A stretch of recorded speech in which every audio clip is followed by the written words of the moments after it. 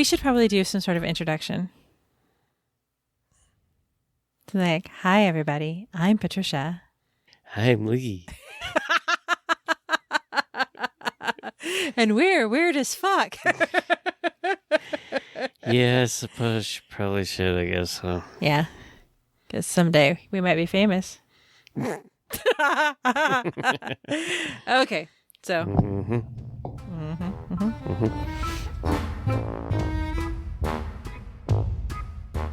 Okay. Okay. We have a new software program. Hopefully we sound much better. Hopefully I don't end up deleting all the audio when I try to save it.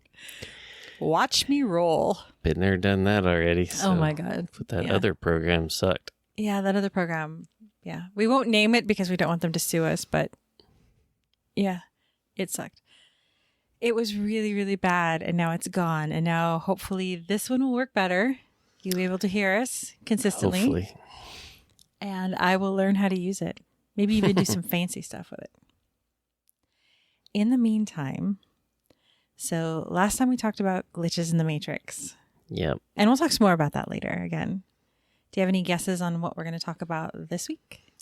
Have not a clue. No idea at all? I know you wanted to do a ghosty thing, but there wasn't enough info, so... I'm sure there's got to be somewhere. We'll revisit the Ghost of Fort Vancouver later. I don't want it to be too heavy on the history because you said that you like the stories. So this time I brought you stories. More stories. About what? About spontaneous human combustion. Ah, cool.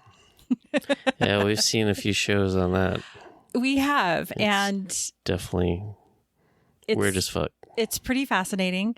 And there are no shortage of stories. In fact, one notable writer claimed to have found 200 incidents of spontaneous human combustion in the last century. That's a lot. And we'll even talk about one Irishman whose official cause of death is spontaneous human combustion. So they're finally admitting it. Well, kind of, yeah. Because they wouldn't before. They kept always say some excuse for it burning, even though the only thing that's burned is the body. And we'll talk about why scientists theorize that happens and what could be the cause of it. Unfortunately, however, there is no scientific theory that fits every case. So... Yeah, considering we're made out of water. Exactly. It's kind of not a good situation to burn. So I'm going to give you a little background first. Spontaneous human combustion, we're going to call it SHC because that's kind of a mouthful to say 45 times in the next 30 minutes, is also called preternatural combustibility or auto-oxidation. Okay. Those are the fancy scientific words.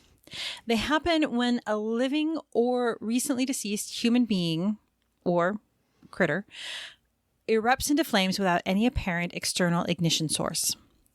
Description of the phenomena has been around since the 7th century. So for a while. So for 1300 years, human beings have documented cases of this happening. Obviously, we don't know what happened prior to that. This has occurred both in literature and popular media, including a notable death in Charles Dickens' novel Bleak House, where the alcoholic, slimy Mr. Crook bursts into flames and is reduced to ashes, presumably as sort of karmic retribution for his nefarious deeds. That almost makes more sense, at least because you have a ton of alcohol in your system. It's thought that Dickens got the information from a book called The Anatomy of Drunkenness, written by Robert McNish, which cited 30 cases and had a list of authorities that claim that SHC is possible when one consumes too much liquor. In the late 19th century, this idea was so prevalent that it was actually used by the temperance movement in an effort to ban the sale and consumption of alcohol in the United States. Because everything's evil. So they seized upon the idea that if you're a drunkard, you could spontaneously burst into flames. Yeah. So it's a public health emergency, right? I mean, of course. What happens if your drunken landlord suddenly poofs into flames in your apartment building? It's dangerous for everyone. Ban it. And that actually lasted well into the 20th century, that claim. That's funny. So scientists have been trying to understand spontaneous human combustion and how it could occur for a long, long time. There was a serious treatise written by Paul Rowley in 1746 in the book Medical Jurisprudence. Oh, sorry. Paul Rowley's treatise was written in 1746. The book Medical Jurisprudence was written in 1823. There was a write-up in the British Medical Journal in 1938, and a 2-year project in the mid-1980s, was headed by Joel Nichol and John Fisher, and was published in the Journal of the International Association of Arson Investigators. So, arson investigators are taking the possibility of spontaneous human combustion seriously. And in 1995, there was a book called Ablaze that was written, and it chronicles many cases that he's discovered that fit the profile of spontaneous human combustion. In each of these, the writer was trying to find commonalities among the victims, and they did. They were able to note that there were 6 characteristics that most of the cases of spontaneous human combustion had in common. The first was that they were often chronic alcoholics. The second is that it occurred more often in elderly women. That's weird. That is weird. The third was that there was often an external ignition source available. Whether it was responsible or not remains to be seen, but it was available. So there were many of them that were smokers. There were fireplaces nearby. Occasionally there were matches in their pockets, things like that. So the potential for an ignition source. The fourth was that their hands and feet usually fall off and are left behind relatively unscathed. Yummy. Delicious. Well, you've seen some of the pictures of spontaneous human combustion, and there's legs left behind. Yeah, usually the outer limbs are there and this center mass is completely burned away. Exactly. And there's an interesting theory as to why that happens. The fifth would be very little damage to the surrounding combustibles in the room. And the sixth would be a greasy residue left behind. So, yeah, like when you cook bacon. Yeah. Yeah. It's wrong. So the people with really oily skin are going to be the first to go boom in alcoholics. Chubby alcoholics, actually, they say. Chubby alcoholics. So I'm screwed. Okay, so, well, I'm not an alcoholic. You're not an alcoholic at all. And you're not chubby. You're such a liar. Okay. So in most cases, researchers have argued that combustion occurs because the victim comes into contact with an outside heat source that lights their clothing or their immediate surroundings on fire. Then, because of low mobility, thus the elderly, and due to age or obesity, so elderly women tend to be a little bit plumper than elderly men. I don't know if you've noticed that. Yeah, we just tend to blow up in the belly. Whereas we get fluffy everywhere. So, low mobility, higher body fat, and poof, basically. That's it. You're done. So the victim is incapable of responding to the emergency and just dies, is unable to put themselves out. As the body burns, the body fat is reduced to a liquid state. So again, going back to our bacon analogy, basically the fat in the body is rendered down just like a tallow candle. Yeah. And then the clothing that the body is wearing acts like a wick. So it's soaking up the tallow and it's burning and it's continuing to burn. But there are holes in that theory, and I'll explain. In fact, my next paragraph says, while this satisfies many of the above, it does leave several questions unanswered. The first of, how does a human body, which is 70% water, as you noted, catch fire in the first place without the presence of an actual accelerant?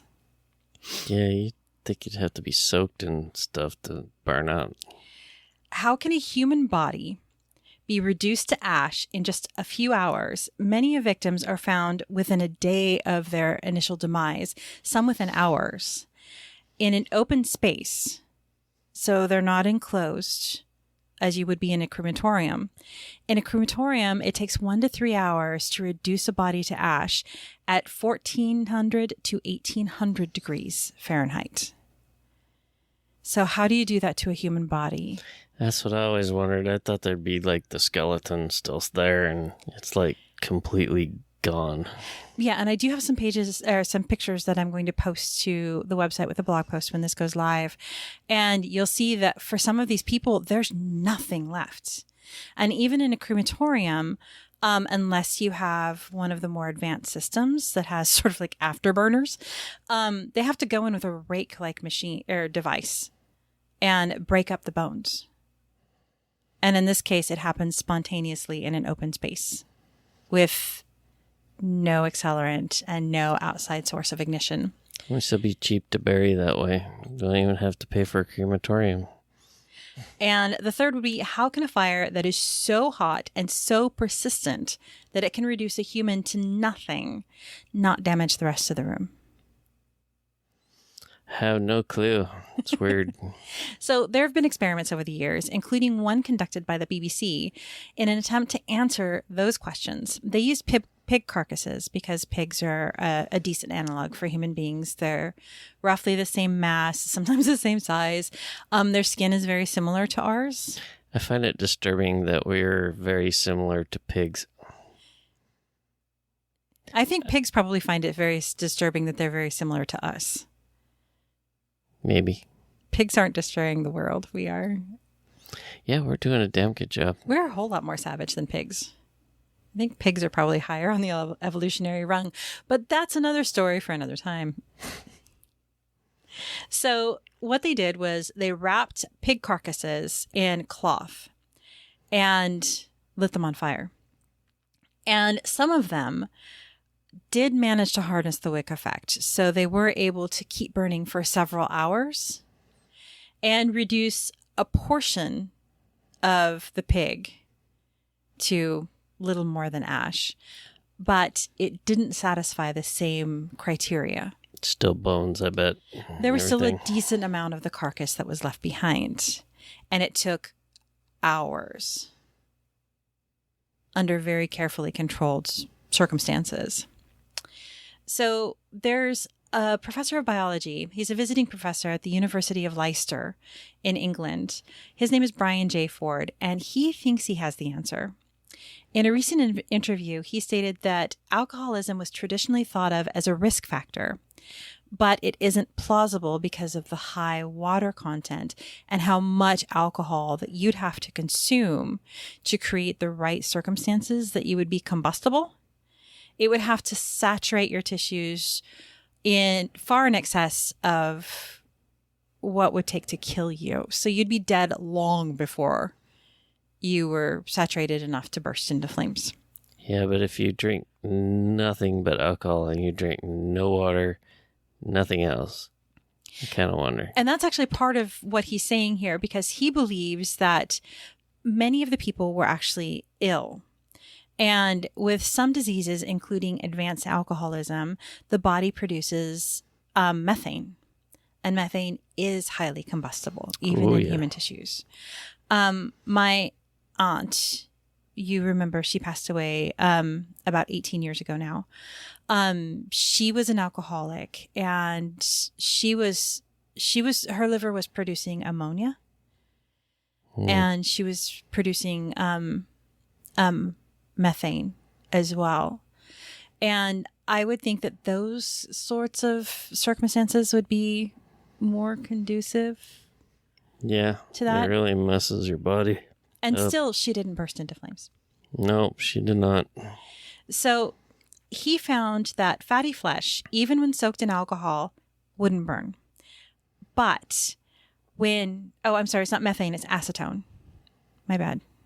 Methane is what we produce when we fart.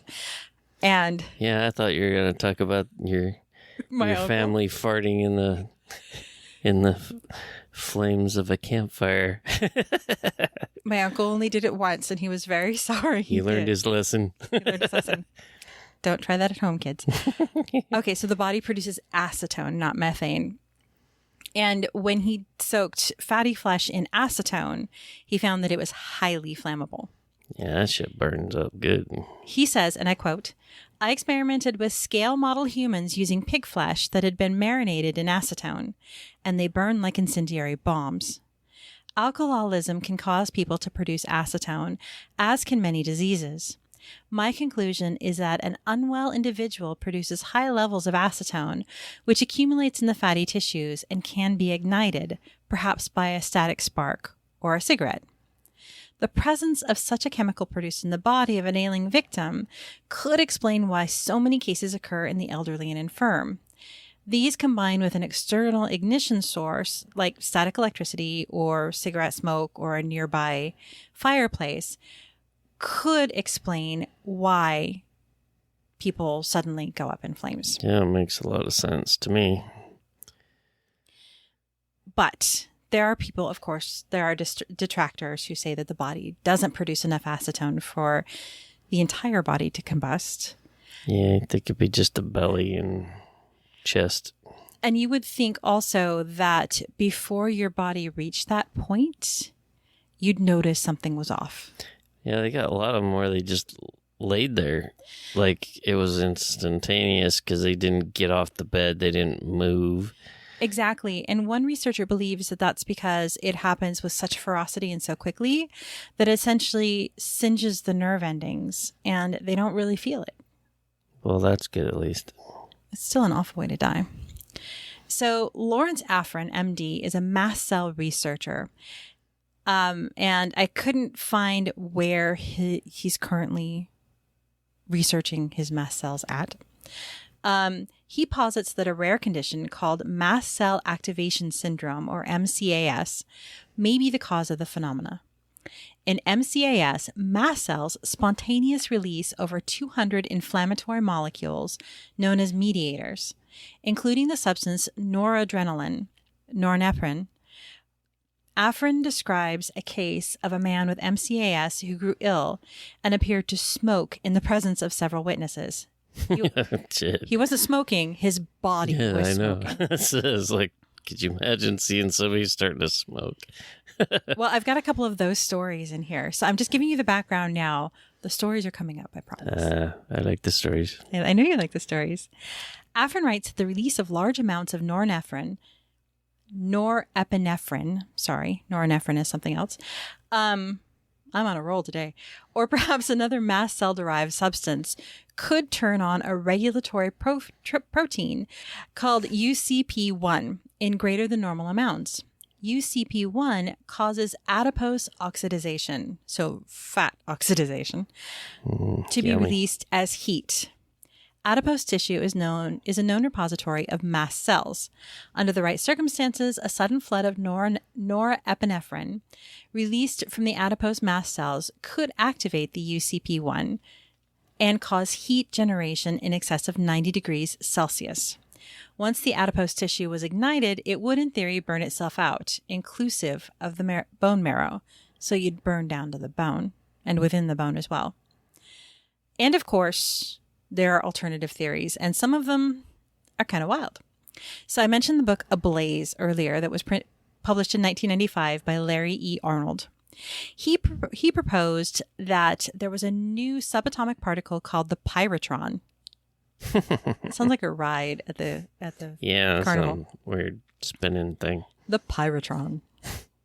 Arnold also wrote that the flammability of a human body could be increased by certain circumstances, like increased alcohol in the blood.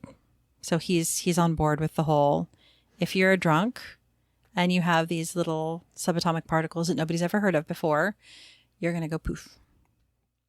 He further proposed that extreme stress could be the trigger and that the process may use no external oxygen to spread throughout the body, since it may not be an oxidation reduction reaction. However, there's no reaction mechanism proposed. So he's only got a theory, a very slim theory, but he can't put it together in a way that would actually make sense. But he's got a starting point. In 1976, UK writer Michael Harrison suggested in his book Fire from Heaven that spontaneous human combustion is connected to poltergeist activity. He argues that, and I quote, "the force which activates the poltergeist originates in and is supplied by a human being." Within the concluding summary, he wrote, "The spontaneous human combustion, fatal or not, belongs to the extensive range of poltergeist phenomena." Smells like bullshit to me. Everybody's got their theories, but theories abound. Much. Theories abound. John Abramson suggested that ball lightning could account for spontaneous human combustion. So basically, in his theory, you're just hanging out, and all of a sudden, the finger of the gods strikes you down. Ball lightning in your living room. No way. Let's go through the house. Also, there would be some external evidence. Yeah, I remember watching one show. They were saying it was lightning, but you look at the building of the house, and there's absolutely no evidence of any kind of lightning hitting the house at all. Speaking of evidence, I have a few notable cases for you. The stories. All right. So the first case that was written down and documented occurred. I found a couple of different dates for it. It was either in the 1400s or the 1600s. Long ass time ago.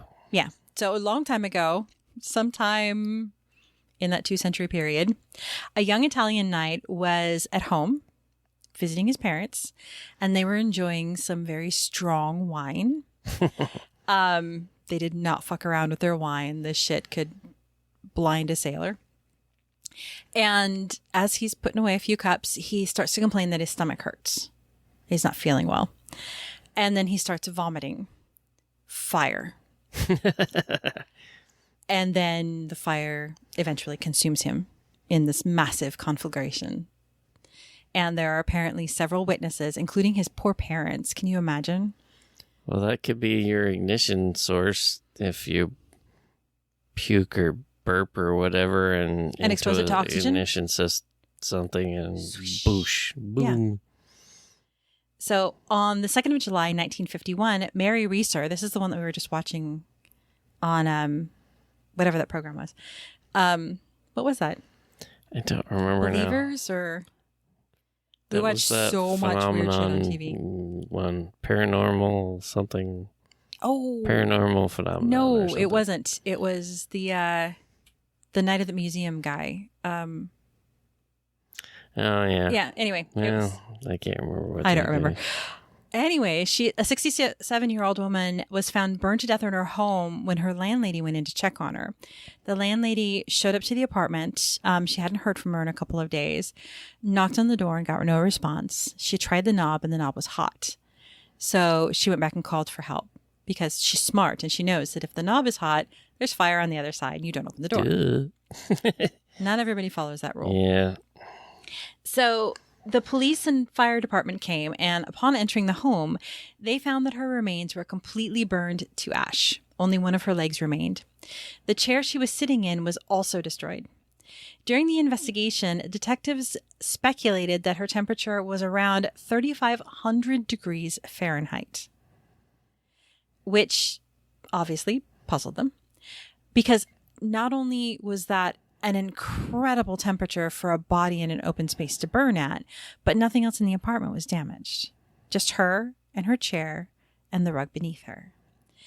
And now experts will say that when something burns, flame tends to move up, especially when you're in a controlled space like an apartment or a house, because there's no wind to move it side to side.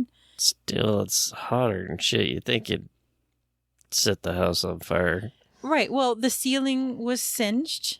The floor was damaged, but the furniture to either side of her was undamaged. A theory was that she took sleeping pills, and obviously she was also a smoker. I don't know why I said obviously. I didn't tell you that. She was a smoker. And she took sleeping pills. And the theory was that she fell asleep smoking a cigarette, dropped it in her lap. Her dressing gown caught fire. And Poof. poof. Exactly. So the clock in the house stopped at 2:26 a.m. So they assumed that that was right around when she died. They also found a burned out electrical socket. So there was also some speculation that it was maybe, a shock from the socket, like sparks from the socket. But still, you'd need the sparks to catch something. Unless her finger was in the socket. Cigarette would definitely be the... A cigarette is more likely, but the fact that it burned her to ash to such a degree that it burned clear through the bone. And that's a pretty massive temperature. I've burned some things on the barbecue. I'm sorry, that's such a gross comparison. I've burned lady some on the things, Barbie. but, I have to expose it to an external heat source. It doesn't burn on its own. As soon as I remove the meat from the heat source, it stops cooking. Yeah. So, next is Margaret Hogan, an 89-year-old widow who lived alone in a house on Precious Street in Dublin, Ireland. She was found burned almost to the point of complete destruction on March 28th of 1970. There were plastic flowers on a table in the center of the room that had been reduced to liquid, and a television with the screen melted 12 feet from the armchair in which her ashen remains were found. Otherwise, the surroundings were almost untouched. Her 2 feet and both legs from below the knees were undamaged. That's so weird. a TV 12 feet away melted, but her feet and legs weren't even blistered. And that's a glass that was melted? The front of the TV. Right, So in it's 1970, it could have glass had a plastic surrounding. or wood. A small coal fire had been burning in the grate when the neighbor left the house the previous day. However, no connection between the fire and that which Mrs. Hogan died could be found. An inquest was held on the 3rd of April of the same year and recorded her death by burning. The cause of the fire was listed as unknown. Of course. Henry Thomas, a 73-year-old man, was found burned to death in the living room of his council house in South Wales. I'm not even going to try to pronounce the name of this town. I don't know if you've ever tried to pronounce anything in Welsh. Oh, hell no. It's terrifying. In 1980. His entire body had been incinerated with just his skull and a portion of each leg below the knee. Again. The legs seem to be the biggest ones the leg below the knee. to be left. His feet and legs were still in his socks and trousers. So the trousers had only burned down to a point. You would think if the wick effect, if the clothing were acting as a wick. Because, okay, and this is really gross, but the whole thing is really gross, so stay with me. As he's burning and his body is being reduced to liquefied fat, his trousers are going to soak that up. I don't know if you've ever put a washcloth in something, and I do this all the time. I'll throw a dry washcloth like on the edge of the sink, and it ends up invariably in a glass. So my dry washcloth is now in the water, and the cloth will soak that up, and it travels up. So you would think that liquefied fat that's been soaked into the cloth of his pants is going to follow gravity, and it's going to soak into that cloth, and it's going to run down. You would think so. You would think. That would be my thought. Half of his chair that he was sitting in was destroyed. Police forensic officers decided that it was due to the wick effect. Okay. This one is the most recent one. Not the most recent one, but this is the one that I was telling you about. Michael Faherty, a 76-year-old man in County Galway in Ireland, was, in December of 2010, Michael Faherty, a 76-year-old pensioner in County Galway, Ireland, was recorded as the first official case of spontaneous human combustion ever in Ireland. Think there'd be more. I don't know what. Well, I think people try to find. It doesn't seem like a very reasonable excuse, does it? I mean. Yeah, nobody seems to agree with anything on those things. Well, it's like, he's dead. He must have just spontaneously burst into flames. Usually there's a reason. Scientists want to know the reason. But in this case, the doctor said the fire was thoroughly investigated, and I'm left with the conclusion that this fits into the category of spontaneous human combustion, for which there is no adequate explanation. Dr. Irving Bentley is one of the most famous ones. He was a smoker as well, and they did find that he had matches in his pocket. He was often seen with his pipe in his teeth. He was found when someone came to check on him. They found what remained of him in the bathroom with his walker, and all that was left was one leg below the knee. And the fire had burned so hot that it evaporated the water from the toilet. Jeez. But the toilet was fine. You would think the porcelain would crack. You'd think. Good toilet. But wait, there's more. Helen Conway of Upper Darby, Pennsylvania, in November of 1964, burned so quickly that fire officials couldn't explain how she'd been reduced to ash. Sorry. Ass. Oops. She was babysitting her grandchildren, and she was an invalid, so probably not the best babysitter. She was in her room upstairs. The kids were downstairs. I'm not sure what. How the hell could she be a babysitter? I don't know. But her granddaughter was downstairs watching cartoons at 8 o'clock in the morning. And they verified this because she could tell the police what cartoon she had been watching when her grandmother called her upstairs and asked her. I didn't write down what I don't know that it matters, but she called down to the granddaughter and asked her to bring something up. She was also a smoker. But at probably about 8:30 to 8:40, so about a half an hour later, one of the neighbors was on her way to church. And as she walked past the house, she looked up and she saw flames in one of the upstairs bedrooms. She went into the house to check to see what was going on because she knew that Mrs. Conway was housebound, and found the grandkids in there. She could smell something awful and smell the smoke. She ran upstairs, but only got partway upstairs because it was so hot. She couldn't make it all the way up the stairs. So she ran back down, got the kids, got them out of the house, and called the police. They arrived at 8:50, the police and the fire department, and she was reduced to ash. In less than an hour, a human body spontaneously reduced to ash in an open space. It's just so weird. The fire had put itself out. So there goes the theory that the wick effect keeps the body burning for hours and allows it to be reduced to ash. Mm-hmm. And she was wearing a bracelet that was intact. You can see a photo of the bracelet and it's fine. George Mott, a firefighter in Crown Point, New York in 1986, was found in bed by his son. The house itself was slightly heat damaged. There were certain plastic items within the house that were melted. But the house itself, including the cedar siding inside, because it was 86, so we had paneling on everything. Weird shit. So he had cedar paneling, kind of like we have around the fireplace in the living room. Mm-hmm. It was fine. It didn't burn. But George Mott was completely reduced to ash. The butter and butter container in the fridge inside the refrigerator had melted. His curtains had burned. The toilet water in the other room had evaporated, but the rest of the house was fine. It's so bizarre. And George Mott was reduced to nothing. He and his bed, the bed was concave because you could see he burned right through it. In 1980, in Newport, I put Gwent. I'm not sure what that means now. Sorry. I would have thought that I would do better. Sounds like a weird name. It does. Annie Webb reportedly burned to death in her home.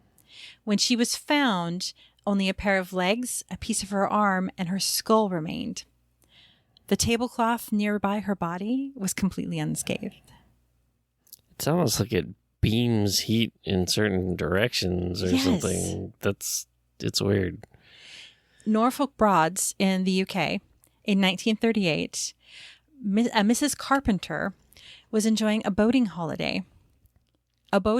She was out on a boat when she burst into flames. Yeah. Yeah. That's weird. This one actually made me super sad.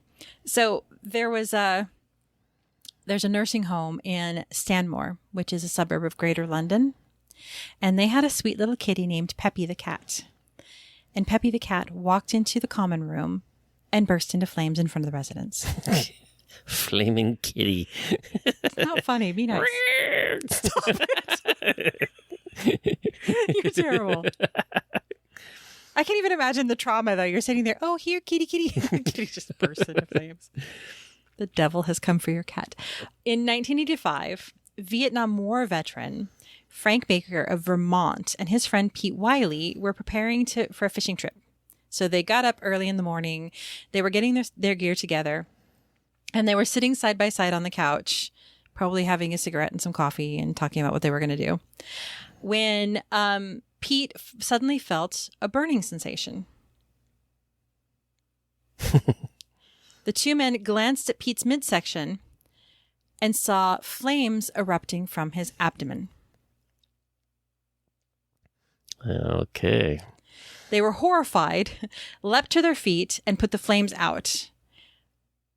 Oh, wait a minute. I put Pete, but according to this, it was Frank. Frank burst into flames. Pete noticed the flames coming out of Frank, out of his midsection. Holy shit. After a thorough examination, Frank's doctor said that the burning had originated from inside, not from the outside. So the most damage was done under the skin. Frank is one of the only survivors of spontaneous human combustion on record. I was going to say, his inside's got to be fucked up. Just even for even a second, you would fry your innards pretty easy. Well, his story actually came from The Sun, and I was looking at that. And that happened in 1985. And when they wrote it up 10 years after that, he was still kicking. And he considers himself lucky to be alive. And how do you prepare for that? Why didn't they do a bunch of examinations on him and studies on him because he survived? Maybe he didn't want to be a guinea pig.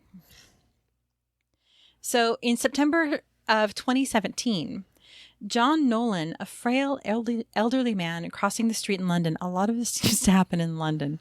Steer clear of London, folks. There's a lot in London, not many in America. That's kind of strange. Well, I think there's probably plenty in America. It's just that we don't talk about things like that because people think we're crazy. Mm-hmm. Or it just gets lost in the other noise. I don't know. So in front of a crowd of witnesses, Mr. Nolan burst into flames in the middle of the street. The crowd rushed in and attempted to put him out, but he suffered burns to 65% of his body and didn't survive the incident.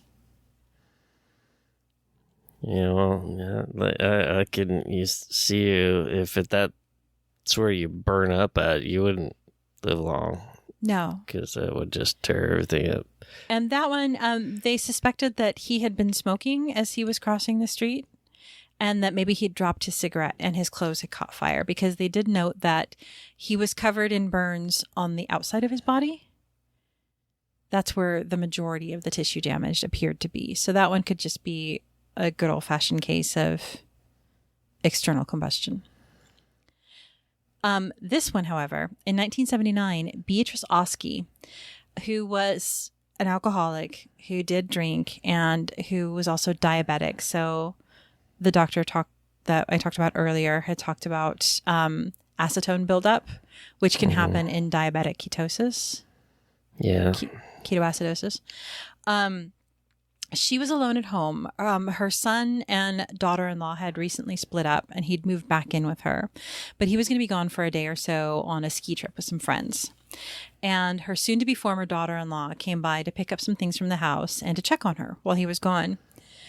And she noted that the house was full of smoke and this sort of odd smell. And so she went and she called for help. When paramedics arrived, they found her charred remains in the living room. All that was left were her lower legs, and I think you can kind of make out an arm in the photo. Kind of. It's really hard when you're first looking at it to see. And as in a few of the other cases that are noted in here, what they also found was that her skull was shrunken. Yeah, I talked about that, that they shrink the skulls. It often happens. And in normal cases of human combustion, when an external source is involved, the fluids inside the skull boil and it explodes. Yeah, that's what it's supposed to do. But in Go this boom. case, it shrank. And the daughter-in-law, by the way, came by the morning after the son left for his ski trip. So within 24 hours. Yeah. So that was pretty quickly. This one, however, this is our last one, and it to me is the most interesting and the most compelling. So Jean Saffin in Edmonton, UK, which is a suburb of London, Of course. in 1982, she was a 60-year-old woman who was living at home with her parents. She was mentally disabled. She wasn't capable of caring for herself, so she lived with her parents. Her mom had recently died. And that seems to be important because all of these people seem to be under some sort of high stress at the time of these incidents. And some researchers have theorized that that has something to do with it. Makes you worried about getting all stressed out about shit. I know. Meditate. Meditate. I think my truck's been stressing me out. I'm going to blow up. Please don't. We sleep together. So Jean was still living at home with her dad. They had just buried her mom shortly before. And so she'd been under quite a bit of stress, but things were normalizing. Dad was taking care of her. And they were having breakfast one morning. They were sitting, or I'm sorry, this is after dinner. They were sitting at the kitchen table together, doing what families normally do when they're sitting at the table, when Dad saw something out of the corner of his eye. And he glanced over and saw that Jean was spewing flames out of her mouth and abdomen. Yeah. Again, it occurs in the abdomen. He, of course, screamed. And her brother-in-law, who was in another part of the house, came running. The brother-in-law claims that the flames were like a blowtorch. He could actually hear the sound of the flame coming from her, and he had to duck beneath them to get around her to get to the sink. And they got to get water to throw on her because they were trying to put her out. And this happened for several minutes. He said the flames were shooting 1 to 2 feet from her body and charred not only the outside of her mouth, but inside as well. They could see blisters inside of her mouth. They did eventually get her out. They called for emergency services and they took her to the hospital, where she slipped into a coma and lingered for several days before she passed away. You know, what an awful way to die. And imagine putting you out like that. I was like, holy shit. And that was the thing, is that in this case, there were 2 reliable witnesses. And the brother-in-law described it very vividly. He said there were these bright blue flames, and it was as though she had swallowed a blowtorch and turned it on, and he was just shooting. He said it was insanely hot. Someday somebody's going to get it on video of it actually happening. Yeah, I would think, with all the cameras out, somebody will catch something. Yeah, that'll be a trip to see that. But in that case, he said it's one of the more memorable events in his life. And even though it did happen in 1982, which is now almost 40 years ago, the story that he tells has never changed. Well, that's not something you're going to forget. Not if you're telling the truth. No. Ingrained in your head. It would be easy to say that, maybe Dad was smoking and he dropped a cigarette because Dad was a smoker. Jean wasn't a smoker. She wasn't a drinker. She was otherwise in average health for a 60-year-old woman. So all of the other reasons that we list that this could happen to you, alcoholism, illness, being an elderly, chubby woman, aside from being, 60, Jean didn't have any of those risk factors. And there were witnesses who were able to describe flames not only coming from her mouth, out of her esophageal tract, but out of her abdomen as well. And the doctors on the official inquest reported that there was no damage to the inside of her mouth.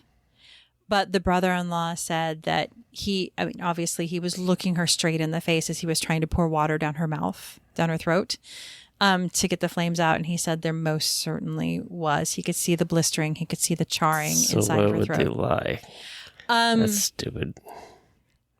Because if you tell the truth, then you have to explain it. Not necessarily. You just have to... What he's supposed to be doing is saying what he sees. In theory, yes. But we both have read countless times that... countless examples of officials who changed the official record to suit their own narrative. And I think that happens for a variety of reasons. Maybe they were afraid that the family would be questioned about abuse of Jean. Maybe they thought she was, they would be questioned about neglect of her, that she had gotten a hold of something flammable that she had swallowed.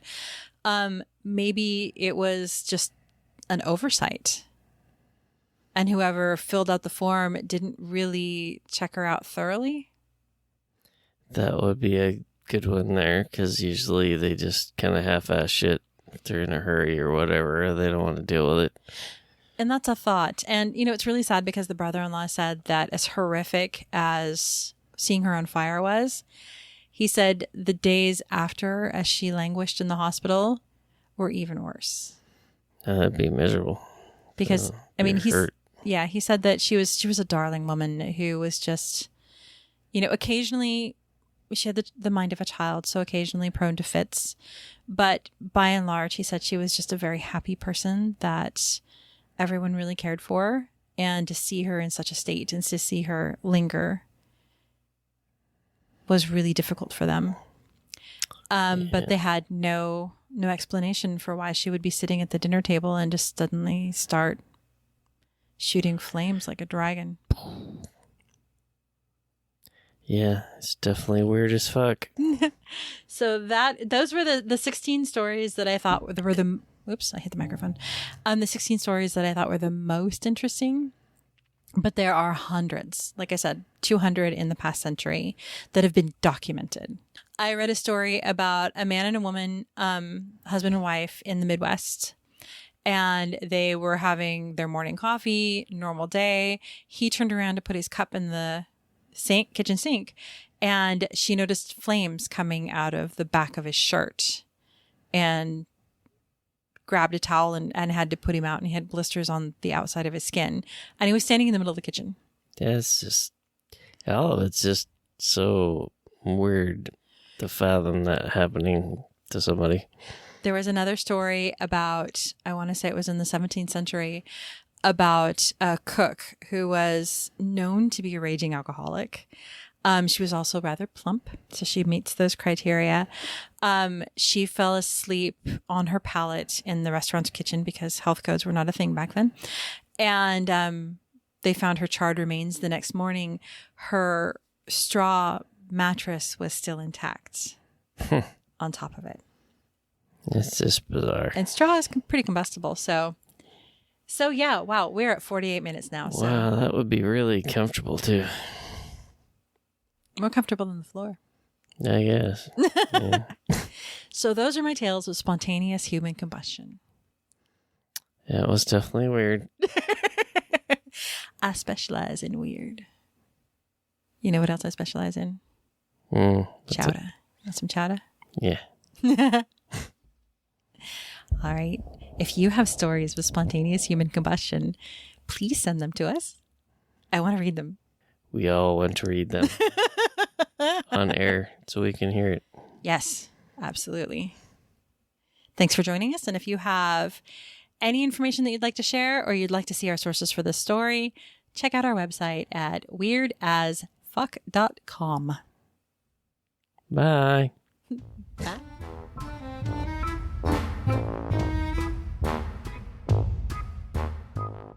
Want to stay connected between shows? You can find us on Instagram at WeirdAsFCKPodcast, on Twitter at WeirdAsFuckPod1, on Facebook at WeirdAsFCKPodcast. Send us an email at weirdasfckkpodcast@gmail.com, or come on over to our website at www.weirdasfck.com. There you can check out our blog, pick up some merch, look over our sources, and even share your weird experiences. You might even make it on a future episode. We would love to hear from you. Until then, tune in and keep it weird.